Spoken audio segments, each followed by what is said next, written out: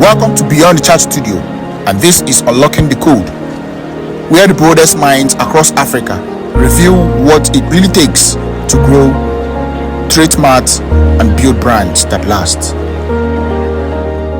And now with Biz Vibe Africa show, we're taking it a step further from the charts to the streets, into businesses, into startups, into stories that matter. Let's unlock the code.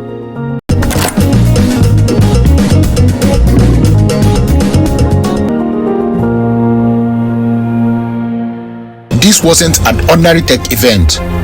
PortHarcourt came alive at the PH Tech Expo 2025. 2 explosive days of innovation, creativity, and purpose.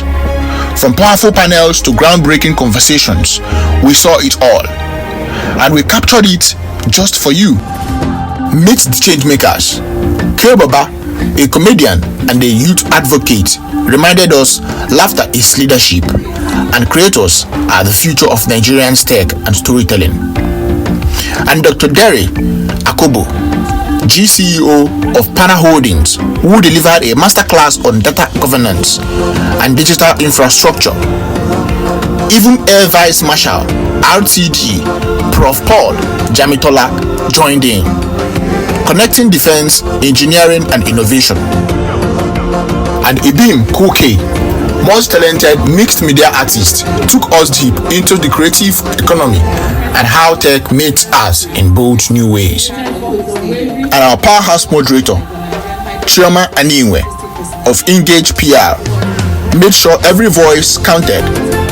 Plus, businesses, tech startups, and entrepreneurs showcased their products and built connections with the leaders shaping tomorrow. The theme of 2025 Tech Expo was emergence, and the conversation don't stop here.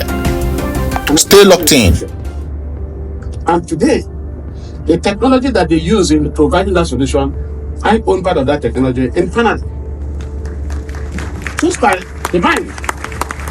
I came up this and I showed it to the system. I said, listen, we have everybody, all the IOCs are operating. My good friend, Igowan is here. They are operating. But their operations, according to the PIA, is not digitized. So there is no transparency. Ladies and gentlemen, all of us here in this room can solve that problem using the reference architecture. If I don't know how to program this, I can show you the physics behind it. Somebody mentioned here, one of the agricultural person said, you have to understand, the man said, you have to understand the science. So understanding of the science is a reference, is a domain expertise. Then the data scientists will be able to do the program according to the mathematical formula. Because if you look at what is happening in today's world, if you walk into the hospital, you meet a nurse. The presence of Dr. Onyia, who is the president of the PortHarcourt Chamber of Commerce. I believe is a gentleman that was collaborating with all the speakers and panelists. It is a great pleasure of mine to also recognize my brother, my friend, who've come a long way in person of Dr. George Kelly, who is the Director General of Border Community Development Agency of the Federal Republic of Nigeria.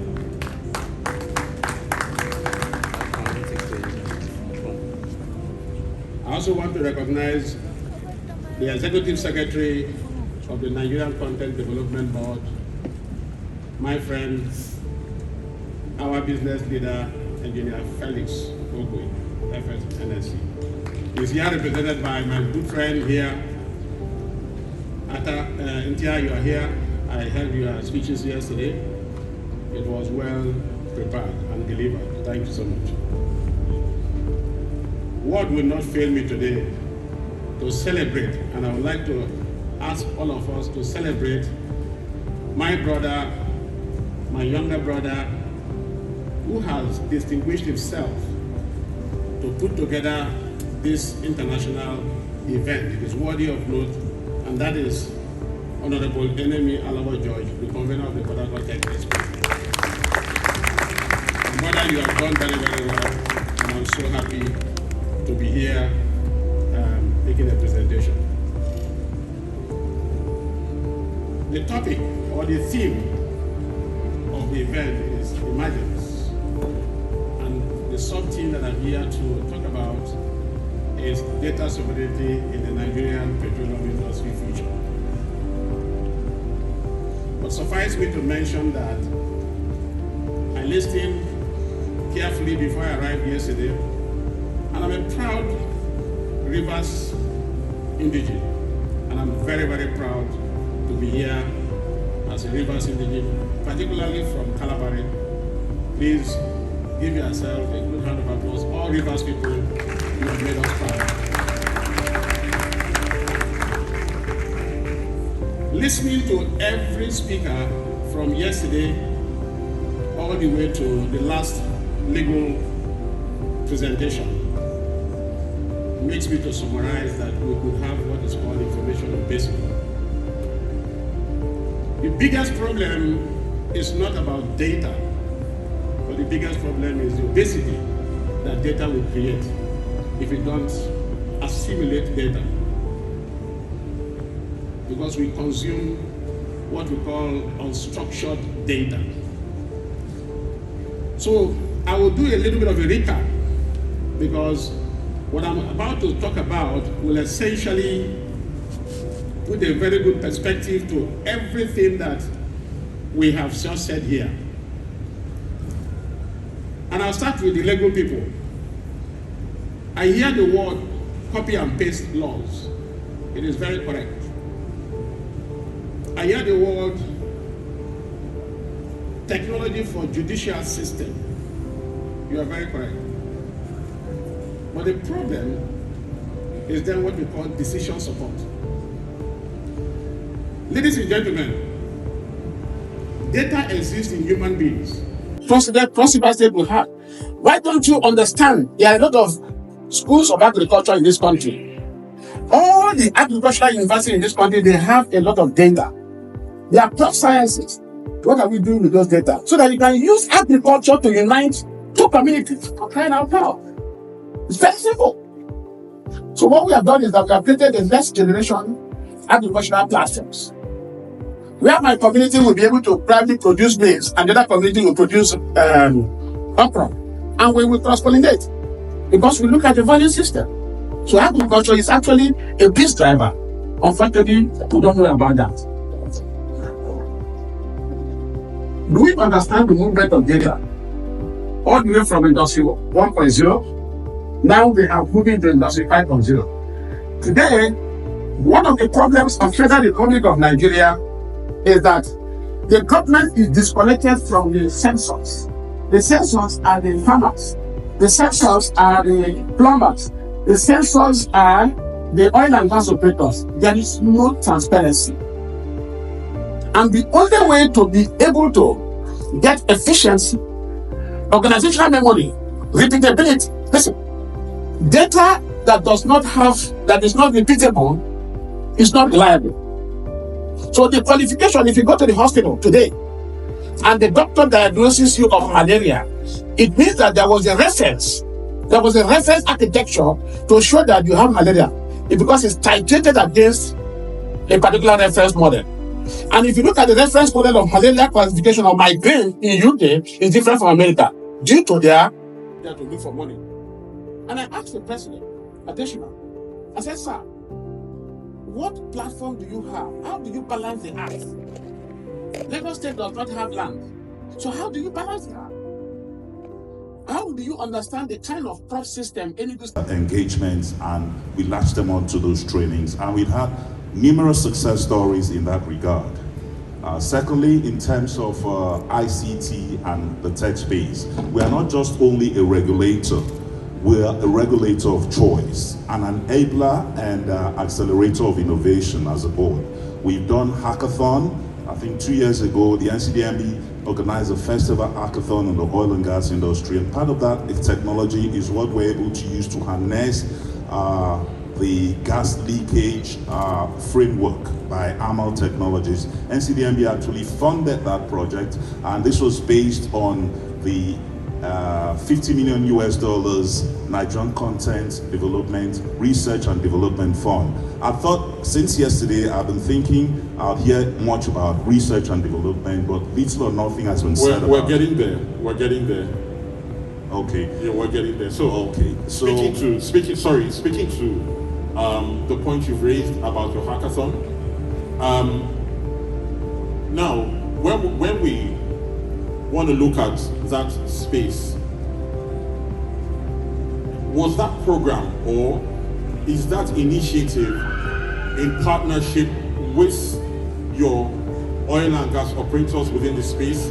So is it directly linked for opportunities for within oil and gas companies within the space? Pretty good question. One, that hackathon brought together lots of critical stakeholders, the academia, the tech companies, entrepreneurs, and even research and development institutions. Remember, we got an R&D agency from Abuja to come in there. It was a week-long event in Yenagoa. And so that gave credence to the 5 centers of excellence, okay, in Nigerian tertiary institutions like the Niger Delta University, because charity must, of course, start from home. And the University of PortHarcourt here is one of the centers of excellence. The Modibo University in Yola, Foods Owerri, and University of Ibadan. So they have their different niches where they have to operate in some kind of tech ecosystem, specializing in not just oil and gas operations, but attendant linkage applications. So that's why I say NCDMB as an organization is not just your everyday kind of government agency. We're very innovative, even the staff strength. A lot of us have certifications in tech courses and all of that. So nuclear power, in agriculture, in everything. Now that the Europe and the world decided to put economic sanctions, where would Russia would have been? They would have gone into extinction. And that is the reason why today there is what they call was industrialized. The only way to increase the GDP of a country is through value add. It's not by export, value add. If you get a wheat, how can you turn a wheat to a bread? So the activity in the value chain is what creates economic value and financial system increase. So in conclusion, the problem about energy transition or energy mix, there must be a dedicated democratization of the use of this energy. We have political mass in some places that do not even have a political mass. But how will you know the movement of people from Bayelsa to PortHarcourt and make sure that you decentralize that activity in Bayelsa so that they can function very well? By the time you pump petrol from Dangote refinery from Lagos and bring it all the way to Bayelsa, the cost of petrol, because of transportation, will be high. Even if Dangote sells as a nominal value at the port in Lagos, taking the refinery. So government should be able to democratize these energy sources all over the place. And the only way you can do that is to have what is called data democratization. Know where the gas sources are, so that you don't take pipelines. A pipeline that feeds in Durama is coming from Obage. So why can't you go and put a manufacturing plant in Obage? The pipeline that feeds in Durama is in Durama, that is in PortHarcourt, that is operated by Indians. It's coming from Obage. It's coming. But so the government should dedicatedly, they would have saved more money by putting the plant in Obage. Why did they not encourage Dangote to put the refinery just by the wellhead and can create peace? And the only way to create peace is what they call shared economic value. Because CSU does not work, CSR does not work anymore. Michael Porter has designed a system where he calls shared community value, where you make the community part owner of that system and tell them that if there is a shortage in supply of the gas to the refinery, we are also going to lose. Not give them class rules. You give us class rules to the teachers. But isn't that what the PIA was designed to do? Now, I can tell you about the PIA because I know the PIA inside out. Inside out. There is no clause in the PIA that I don't know. If I show my dashboard, you'll see every part of the PIA. The problem is that, look, when the brain is thinking about several things, there is no narrow path. There should be an orchestrated path. The PIA itself is a bullet of document. But it is like going to a party and Flavor is singing a song. People that are in that party don't even know what he's singing. It's just not their head.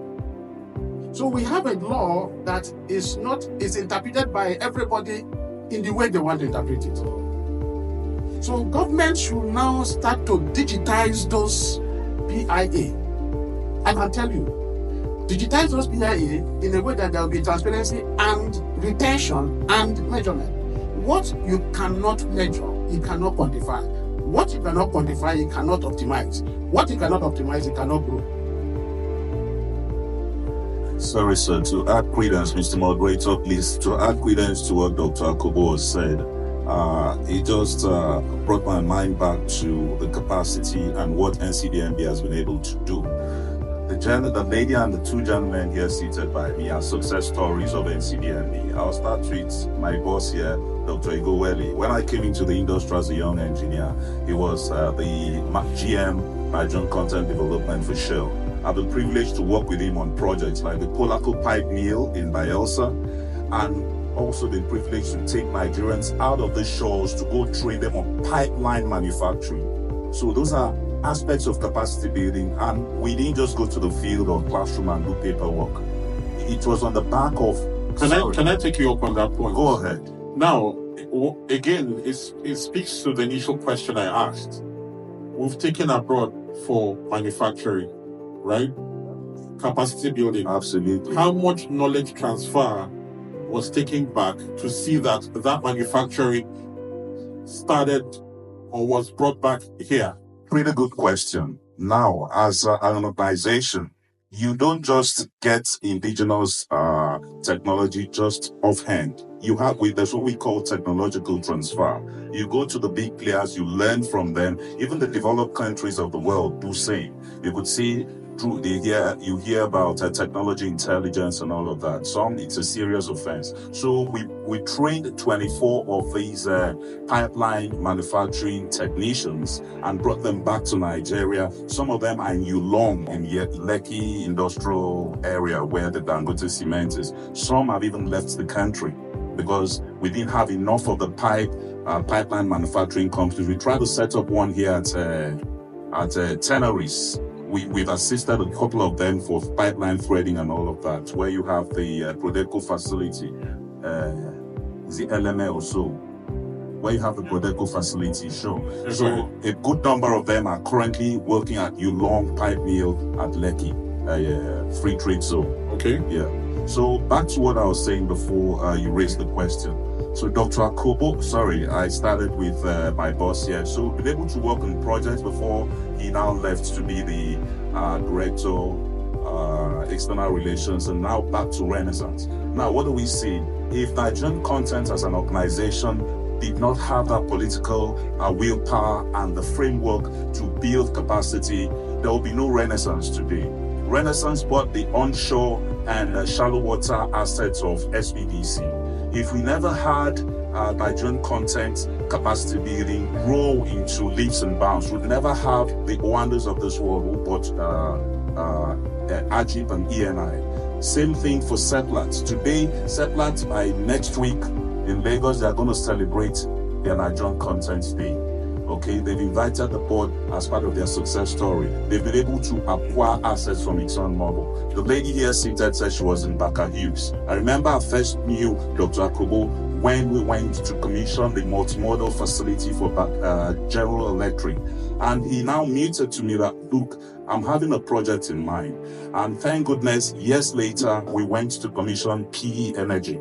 And I remember when he started, don't interrupt, but so I remember when he started, I mean, he was like, he needed support everywhere. And I told my colleagues, look, we can't go anywhere. This is our own. We have to support him right from the inspection, the contractual circle and all of that. I can remember once he came for one of our projects, our programs rather, Practical Nigerian Content, and called me, Yoki, please, you guys, I say, okay, you don't need to beg. We'll buy you every step of the way. I'm so excited to be part of that success story, which is a personal achievement to me.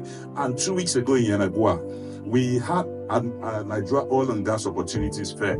You know, it's an opportunity where the big IOCs, capital IOCs, I'll differentiate them. You know, the Shells of this world, the ExxonMobils, the Chevrons, they are the capital IOCs. Now, the Renaissance, the Seplats, the Oandos are the small letter IOCs. So they are not operators, they are not service companies. So we're able to, everyone had to come into that space, showcase what you have for the next 5 years, which is Big 10, and let the board, mentor or direct you on the path to go. So even the contractors, the vendors who now know, there's a need in this place. So from that program, we're able to have some kind of technical needs assessment so we know what areas to go into. I could remember backstage. Daere Art Gallery for International Women's Day, celebrating female artists practicing in River State. The same day, we held panel discussions on cultural heritage preservation and restoring communal green spaces, honoring our city's lost legacy as the Garden City. We also collaborated with the River State Council for Arts and Culture Troupe and Alliance Francaise to bring live theatre and creative expression to an eager audience, performing an old favorite, The Trials of Brother Jero by Nobel laureate Wole Soyinka. They say numbers don't lie. Right now, Nigeria is making a bold move. The African Development Bank is investing $614 million into the country's digital and creative sectors under Akinwumi Adesina's tenure. A powerful step towards unlocking youth potential, building a resilient non-oil economy, and creating millions of jobs. A joint report by Mustard Insights and LinkedIn projects the creative industry in Nigeria will hit $14.8 billion in revenue by 2025, creating 2.7 million new jobs. Experts suggest that by 2030, it could generate $100 billion annually. We've already seen what's possible. In 2024, Dirty December in Lagos generated $71.6 million from tourism, entertainment, and hospitality. That's just in December. The organic movement has now inspired the federal government to launch the Motherland 2025 Festival, a week-long event happening this December in Abuja and Lagos. So I ask, River State, where are you? For a state so rich in cultural diversity, for a state whose troupe has won national troupe awards consecutively, for a state whose framework for the RSCAC, that's the River State Council for Arts and Culture, was used to set up the National Theatre, for a state that has produced global superstars like the African Giant, aka Burna Boy, Omale, and Ajebo Hustlers, who will be performing later tonight, I ask again, River State, where are you? That's why we're here today. I'd like to thank the organizers for trusting me to create and lead this session and for embracing the vision when I proposed its inclusion on this platform. We hope our audience will be inspired to spark a gradual mindset shift, paving the way for a future-ready and prosperous creative economy. So let's get right into it. Our panel theme is Creativity Rewired, Shaping River State Through Tech and Creativity, created by Art and Garden City. This panel explores technology and creativity and how they co-author a future that's efficient, expressive, inclusive, and locally grounded. We're seeing it already. AI-generated films like those showcased at the Nigeria Artificial Intelligence Film Festival, creators like Ms. Techie, Toby Ayeni, using tools like Clink.ai, Pika, and TikTok filters to bring mannequins to life, performance arts like David Zelda's Duplanger dance, driven by AI, invisible solar panels in South Korea that allow windows to generate power while maintaining beautiful aesthetics. AI-powered retail innovations by Isha Ambani's Azote. 3D printed tech-enhanced fashion worn by innovators like Mona Patel. Sound-sensitive lighting transforming live stage experiences. Technology isn't replacing creativity, it is expanding it. Today, we've invited some of River State's most dynamic minds, digital PortHarcourt's Air Assault Golf Clubhouse, Salvation Ministries Cathedral, and the Lagos National Theatre Rehabilitation, to name a few. Francis champions inclusive community-centered design that reflects identity and improves lives. Welcome, Francis. Please welcome Ibim Kuki, a Nigerian mixed media artist from PortHarcourt, whose work blends art, architecture, and cultural identity. Trained as an architect, Ibim has exhibited internationally, including at Basel, Miami, and West Ham Olympic Stadium, and received awards like the Nigerian Hype Awards Most Artistic Personality. He was mentored by renowned architect and artist Demas Woko during a residency. His piece, King Jaja's Storyboard, is part of the British government's permanent collection. This was recently done. Congratulations, Ibim Kuki. I'd also like to welcome Laura Pepo, a multidisciplinary Nigerian creative whose work bridges architecture, visual art, film, and performance. Born in PortHarcourt and trained in the UK, Laura combines cutting-edge technology like 3D modeling, VR, AR, and AI with storytelling to create immersive, impactful experiences. In 2024, she earned Best Actress nominations at both the Africa Movie Academy Awards, AMA, and the Zuma Film Festival for her lead role in This Is Lagos. Welcome, Laura. And finally, I'd like to welcome Donald Okudo, a creative director, social entrepreneur, and civic innovator based in PortHarcourt. He heads Mesh Advertising and Design Studios, MAD, and he leads multidisciplinary teams, crafting impactful campaigns and spatial designs. Donald is also founder of I Am Vocal, a non-profit advancing citizen participation in governance through data-driven transparency tools. For over a decade, he has created TEDx PortHarcourt, turning it into a transformative platform recognized globally, including as the TED Countdown 2025 anchoring event.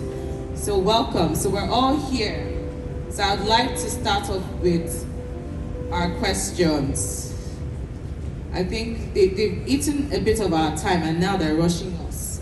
And when our panel is the most interesting from everyone else. So here we are. Question number one.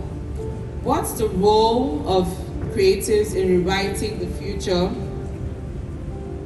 Art in the Garden City believes creativity is not aesthetic, it's a tool for shaping futures. As creatives operating in this digital era, what role do you think we're being called to play in designing not just beautiful things, but livable, inclusive, and sustainable systems in River State? I think this will go to Priye Isokari and Daere Akobo. Good afternoon, everyone. Pleasure to be here. For what we're being called to do right now as practitioners in the creative industry, I believe is, as you said, shaping new systems. But these systems need to show that the art and creativity is not just about expression, but there's impact in what we do. There's an economy that is being built behind all the creative expression that we need to be able to show that. For every camera guy here, for every sound person, every graphic designer, it goes beyond just the jaya and the enjoyment. So I think for our role right now in River State is to show that there is a solid creative economy, and how can we come together to shape through infrastructure, through investment, and build something that is worthwhile for the future generation. Fantastic, thank you so much. So Donald, what would you like to add to this? Use my microphone.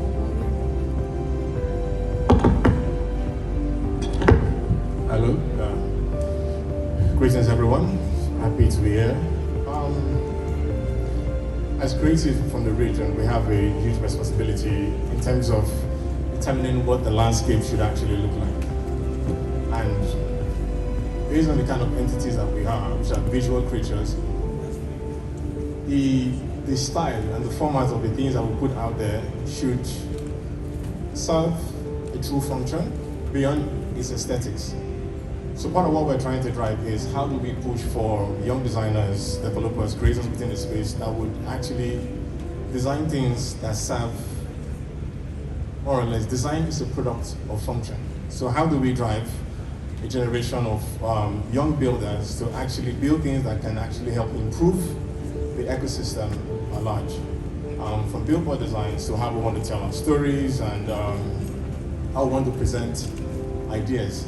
And over the years, if we look at how the River State PortHarcourt design landscape has been, it's not been as encouraging as we love to, because we know there's talent, but we want to ensure that we have, or at least showcase people who are also doing amazing work that can help inspire more people to create more meaningful and impactful work.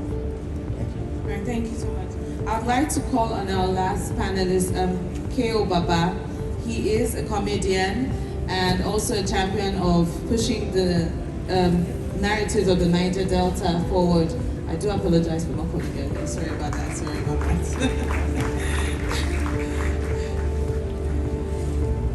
Thank you, welcome.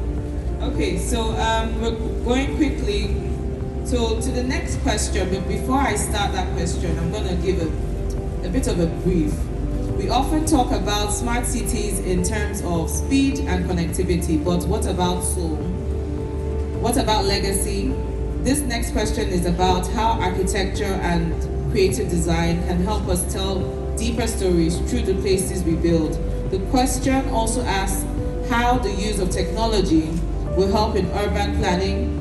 Imagine all industries are set. With Transcorp Hilton, for instance, we start building its PortHarcourt branch at its current location off the Olobansojo end of the Ever Road, given how that area has now become an eyesore, even making the land a difficult sell, I would presume. So the question goes, as cities like PortHarcourt aim to move towards more smart and tech-integrated infrastructure, how can we design buildings and public spaces that reflect our culture, respond to our climate, and reshape the skyline in ways that are both functional and iconic? Can technology help us build not just efficient cities, but soulful ones, rich with identity, beauty, and landmarks that draw people in and stand the test of time? I think this question will go to Francis Bassi, Laura Pepple, and Ibim Cookie. So starting off with Ibim Cookie. Okay. Good evening, everyone. So when we speak on landscape and reshaping landscape through architecture and design, we have to look at the reason why we design. And currently, in Nigeria and Africa, we don't design to solve our own problems. We copy designs from the West and incorporate Western solutions here. For example, if you look around you keep seeing that the windows of buildings are getting smaller by the day, and this is because it's a design copy from South Africa. Well, here in Nigeria, we have heat, we need the air, and we're supposed to be designing to be bringing the air in. There's no reason why you should have buildings that can't function properly without air conditioner in a system that does not have stable power supply. So I think when we start designing to solve our problems with our own challenges, we change the concept of how our designs are. And I'm not just speaking as an architect, I'm also speaking as a visual artist, because our buildings before, we have columns and pillars that would have carving. Still wear wig. You're wearing shirts and jackets, then you now wear gown on top and still put wig on top of your head. So like the conservative nature is so choking, but I think it's something we can do. So I have one final question for you, Princess. I know that we're pressed for time. I don't even know if we have any time left. Do we have any time left? Okay. 2 minutes. Thank you very much. So I have a question for you. We're having a blockchain and fintech session after. And this is a very disruptive technology, right? So you're the experts in this. You're the experts in Web3, artificial intelligence, and the like. What are the key considerations for regulating digital currencies and decentralized finance in a way that fosters innovation while mitigating the risk in our African economies?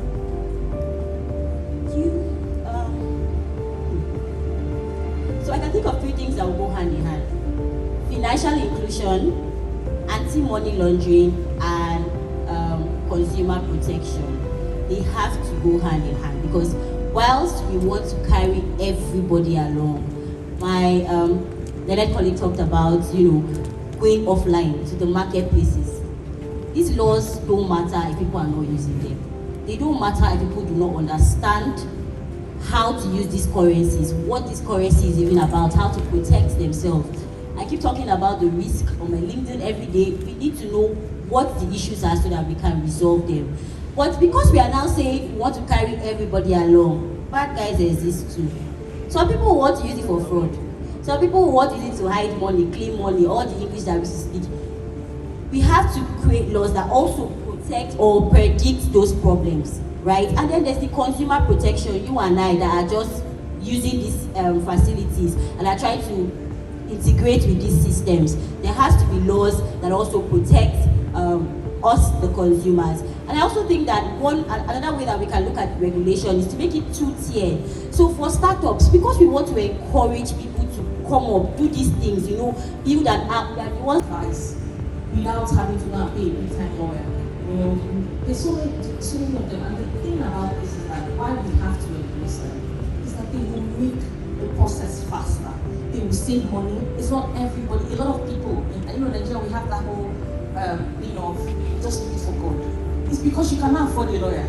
Because when you calculate how much you lost and how much it will cost you to fight this, just like they do it for God.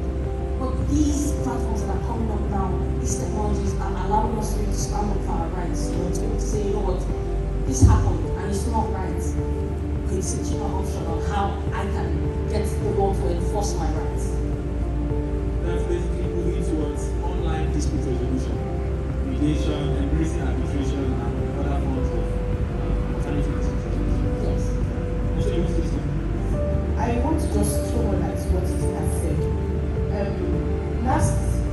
2 months ago, I was amongst the hackathon, Justice Hackathon, and the middle thing we were asked to do was how technology can be able to help the justice system.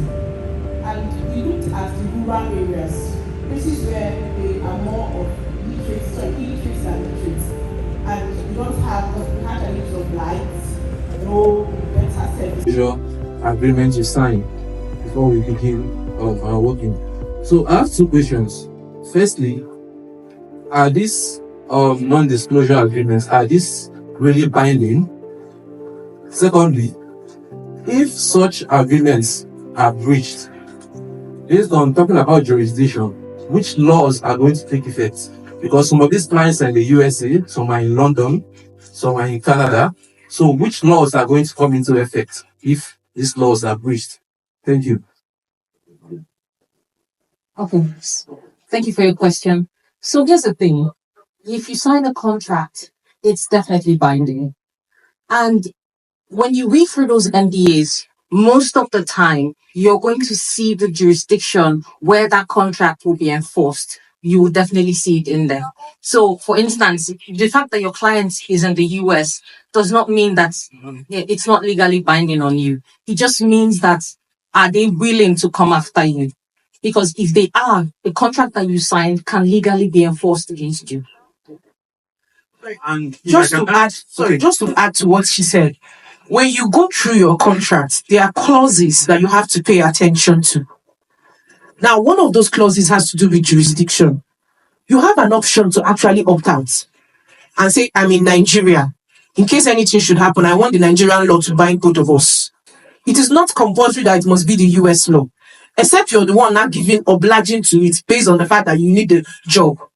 I don't know if you understand what I'm saying. There's no binding on you that it must be the US law that must bind you and your clients. So you have a choice. Thank you. Okay, so I think a round of applause for our panelists.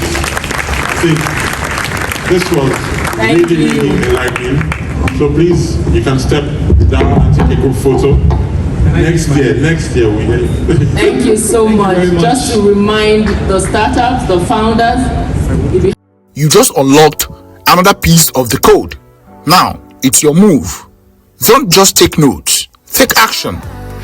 If this sparked something in you, Share it with your tribe.